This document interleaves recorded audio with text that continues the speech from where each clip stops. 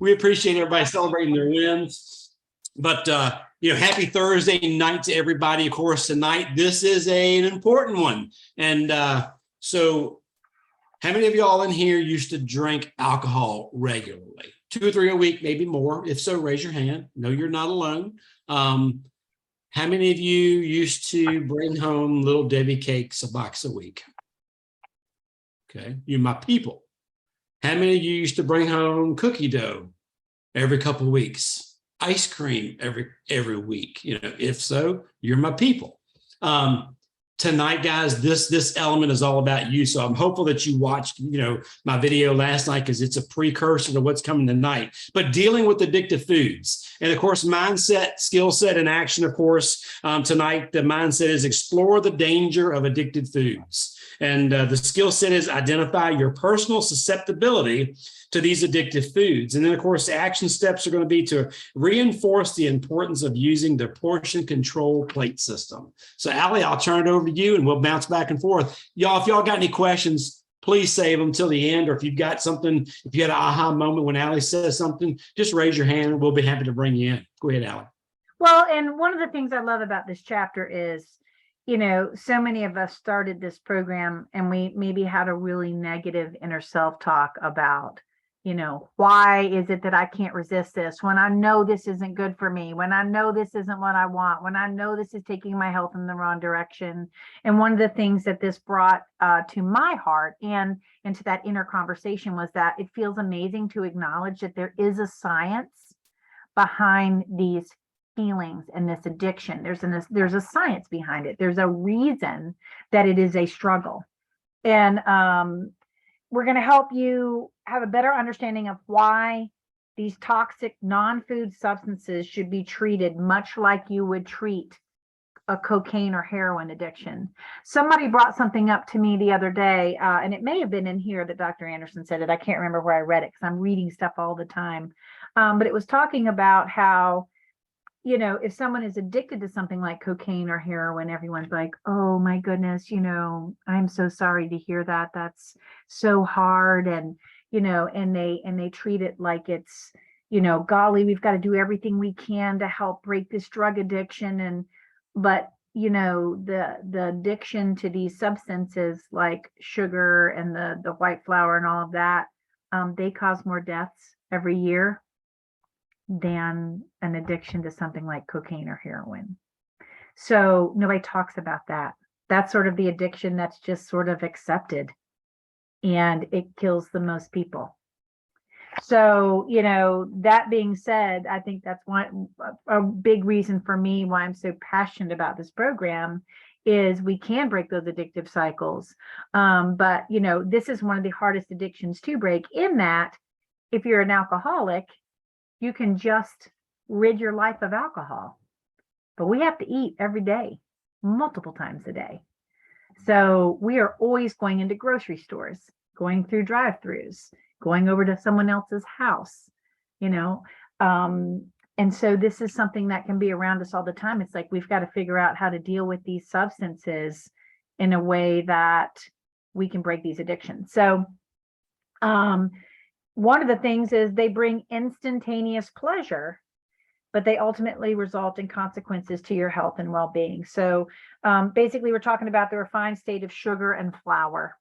So this is things like crackers, cereals, breads, pastas, anything where it's just really, really highly processed. We talk about on the 5-in-1 that the metabolism, those fuelings give our body the nutrient support it needs, but it doesn't give the metabolism anything to get energy from. And that's why it pulls it from our stored fats. When we're eating the sugars and the flour, the refined flours, not only is the metabolism getting what it needs, it's getting way more than it needs, and it's storing it. And it's shutting down. We have a response in the brain, the leptin response, that tells us, hey, we're full, you don't need to eat anymore. Those things actually block that response. And that's why we can be like a bottomless pit. Y'all, I'm not too proud to say there was a time before I started this program that I sat down and I ate an entire box of Wheat Thins by myself. watching TV, just, and I still wanted something after that. It did not register that I'd eaten an entire box of wheat thins. So anyway, so, these lean and green meals that we're doing, they're teaching us the right way to eat, the best way to eat. And what's also something that is sad to me that I got out of this chapter is that the food industry is purposely trying to create an addiction to their foods. The refined sugars weren't in everything. I think back when my mom and dad were little, it wasn't like that. But as that industry has grown, it's everywhere. It's everywhere. And it starts with our children. Like, it's especially, much stuff is in our kids' foods, it's crazy. So going back to that insatiable hunger, researchers have found that insulin rises in response to eating sugar and flour and refined food. That's what blocks the leptin and makes it no longer capable of suppressing the hunger. Now, the refined foods are flip that metabolic switch, and this is why. Before starting the journey, you may have found yourself on the couch eating a whole box of wheat thins at 10 p.m. and you just didn't stop until you'd eaten the whole thing. And that's where Dr. Anderson brings in that stop, challenge, choose. Hopefully, when we started this program, we took the wheat thins out of our pantry. And if you're finding those things keep ending up in your shopping cart, maybe it's time to do the thing where you call the grocery store, you tell them your list, and you drive up and they plop it in your car. Like, maybe it's not okay sometimes you don't have the wherewithal to walk through the grocery store. That's okay. You'll get there, but you got to meet yourself where you are. You've got to set yourself up for success. If you're a recovering alcoholic, it's too hard to go be with your friends and meet them at a bar. Can't do that yet. Maybe at some point in your journey you can, but you can't do that yet.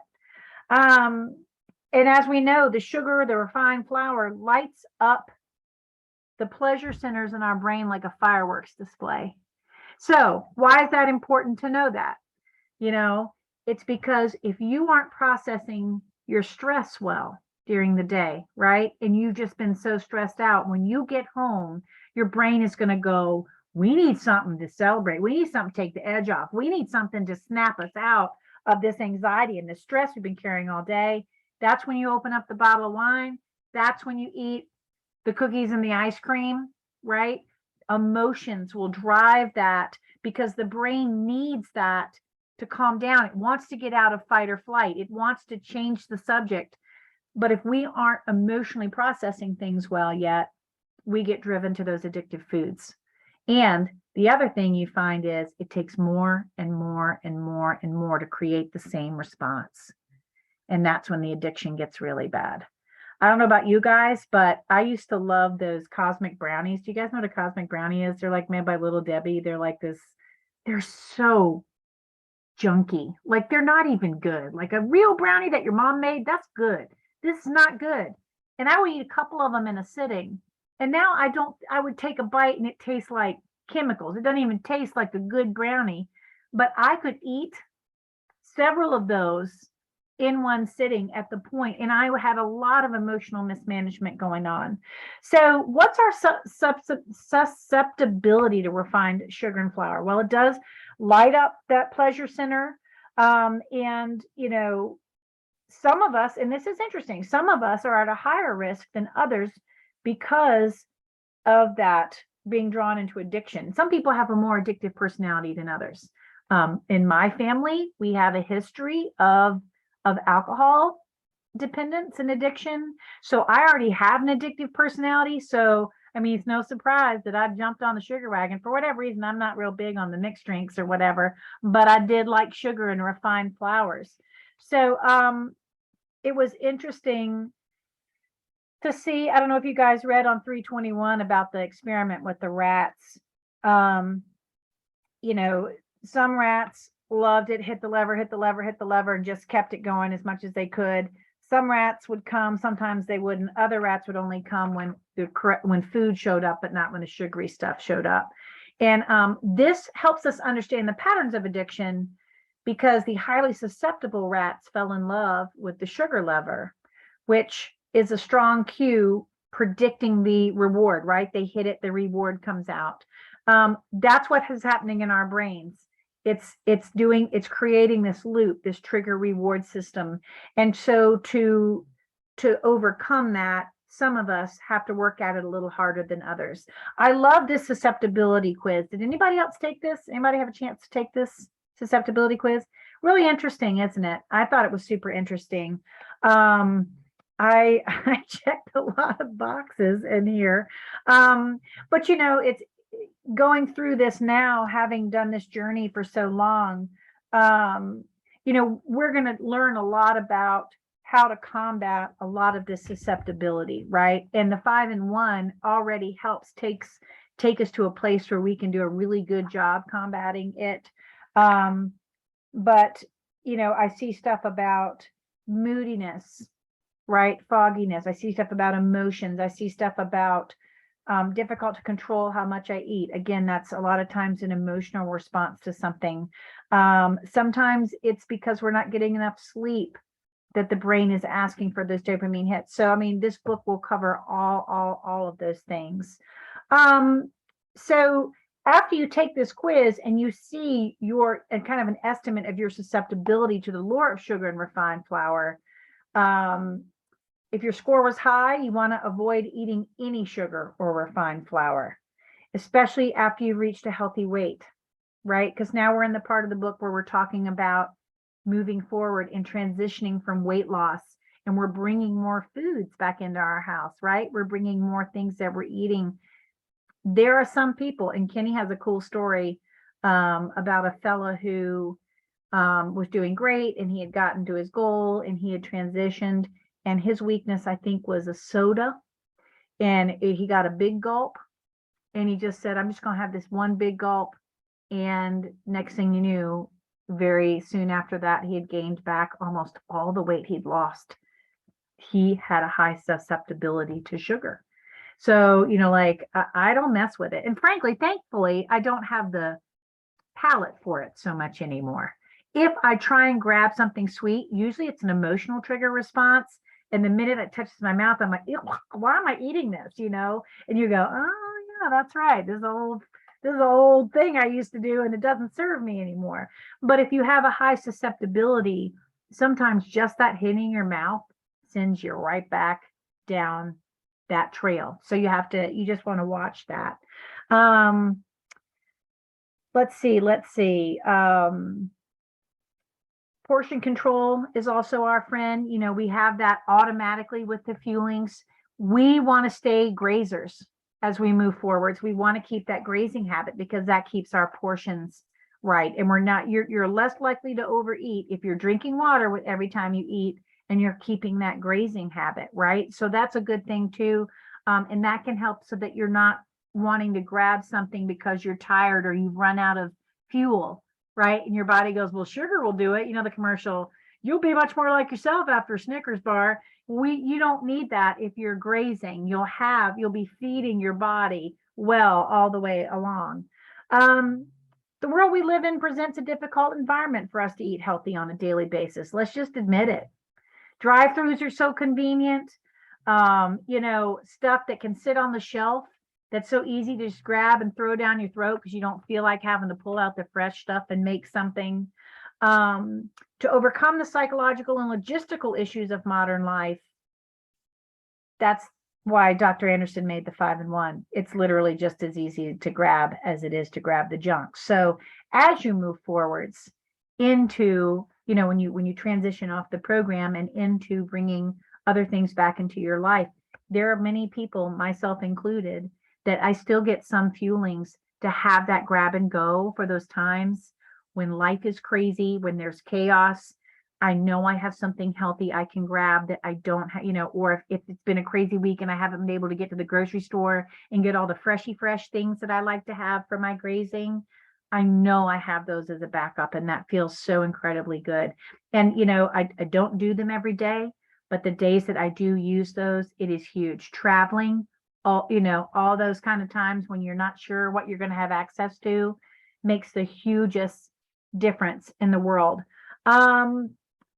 It says practice daily and integrate all aspects of eating into your integrated habits of health clock. Leave nothing to chance. Use your daily log and weekly and monthly tracker and work with your coach in your life book to document your journey. When you transition, you will be keeping track of everything again, just like you did in the very beginning when you were doing your fueling. So just know that's coming if you're not there yet. If you have transitioned, and you've had kind of a crazy summer and maybe kind of fallen out of some of the habits of the grazing or whatever, then you might need to track again. Kenny and I are putting ourselves between the rails with our little, thing that we're having, the non-negotiables. One of my a really good habit is keeping promises to yourself. And I found myself giving myself a lot of grace all summer long. And I was like, this grace is not the kind of grace that Jesus was talking about. This is a really unhelpful kind of grace that is more like excuses, and it's not making me feel good. And I was missing feeling good. So, I got back to tracking some things, and just doing that and keeping those promises to myself brought my energy back, brought my, attitude back. And then that makes doing the rest of it super easy, right? Kenny, what you got? Yeah. So, I mean, just to kind of piggyback on what you said, the great thing about this is once you begin to install these new habits, they're going to allow you to have some freedom, while you're continuing to build optimal health. So if you're in your 5-in-1 journey, you need not worry about the glycemic index, these high glycemic foods. But hear me on this, guys. If you're 4 months into your journey and you're still thinking about, God, I remember when I was a kid, we ate brownies and ice cream. And it was so good. And all I want is brownies and ice cream. If you're going through that on a daily basis, you need to stop yourself right then and reach out to your coach and say, hey, this is what's happening. And guys, I want to say this in love. So hear me on this. If that's you and you're constantly going through these emotions where you're just, everything is about food. I'm so focused on food. I got to have this, sweet that, whatever it is. Or if you made a choice off program and it derailed you for a month, and then you try to get restarted and you really have trouble, you may need to reach out to somebody to get some professional help. And because hear me, I'm a professional sweet guy. So, that was my world. I still struggle with that on occasion. I've not struggled with that this last month, which is the reason why I did this, and I pushed myself to the limit. And I've had some days, I'm not going to lie. All I want to do is walk in the store, and raw cookie dough is my baby. That's my kryptonite. And y'all might roll your nose up and go, geez, what, are you kidding me? This dude's got a problem. That's my kryptonite. So I have gotten to the point where I won't even walk down the aisle where it's at anymore. Yep. I'll send my daughter down the aisle to go get whatever's on the aisle, and I'll go the other way. So if that's you, you've got to battle these demons, because guys, this is not easy. Just like Ali said, how do addicts, if you're a drunk, the last thing you want to do is walk into the beer aisle of the grocery store. Let's be real. And or take yourself out of that situation, like Ali said, do the over the phone deal. And here again, but the store for me is a social place more than anything else, because I see so many people that I know in there. But for the most part, I'm able to keep myself between the rails, but the thing is, what you're going to find too is when you start reintroducing some of these foods back in during transition. I've got a client who said she can no longer eat watermelon, because when she eats watermelon, she craves all the junk. That's Kenny Moore does that. Huh? Kenny Moore does that. Yeah, I've been there too. But I mean, so that's where you've got to create those stop, challenge, and choose moments. But number one is not necessarily giving yourself grace, but using stop, challenge, and choose to say, hey, I'm trying to get healthy, because in my situation, I want to be here for my daughter when she gets married 40 years from now. I'm just using that as an example, but you've got to put those reasons in your head while you're doing this journey, and so that you don't put yourself in that situation. Or now, when I go to a restaurant, I took my parents out for a early dinner this evening at Longhorns. They had dessert. I sat there and watched. I could have cared less. You know, and of course they offered, and I'm like, no, I'm good. You know, I'm sitting over here drinking my water. But you've got to be very strong in those situations. And when I walked through the door, I said, I'm not having the lava cake tonight. I'm not having the lava cake. I'm eating steak and steamed broccoli and a salad with no croutons and no dressing on the side. And that's what I did. I stuck to it and I navigated it, and it didn't bother me at all. So just having that little bit of foresight before you walk in there. And I want to say one more thing to add yeah. to that. And Yep. that is, if you do give into your brain going, I want to eat it, I want to eat it, I want to eat it, I want to eat it, I want to eat it. And let's say you're like, all right, I'm a grown up, I'm going to eat it. And your brain's telling you, this is what we want. You know, we love this. It's so amazing. You know, we want this. Assess it. After you eat it, go, is that what I wanted? How did that make me feel? I woke up this morning, my whole body ached because I ate some sugar last night. Was it worth it? Now I'm going to feel draggy all day long because of that choice I made. Pay attention to how your body responds to it. Because I guarantee you, if it's something you've taken out and you bring it back in, your body's not going to feel good. And it's going to tell you, your brain is an idiot. We don't want this anymore, you know? And then just make sure you remind your brain, hey, you know what? It tasted okay. And yeah, all right, I ate it, but it's not worth. I miss my energy this morning. I miss waking up and not being sore this morning. You know, like, think about those things, because that's an old connection in your brain. And it's still trying to run that, even though you're not doing that anymore. So you just have to remind it it's part of severing that trigger response cycle to acknowledge. So do not waste a sideways moment, and accurately and factually, without emotion, assess how it made you feel to give in to that, to make that choice. And I guarantee you do that enough, your brain will stop asking you to make that choice. Yep. Guys, and the final thing I want to go ahead and stop recording. And so let me do that now.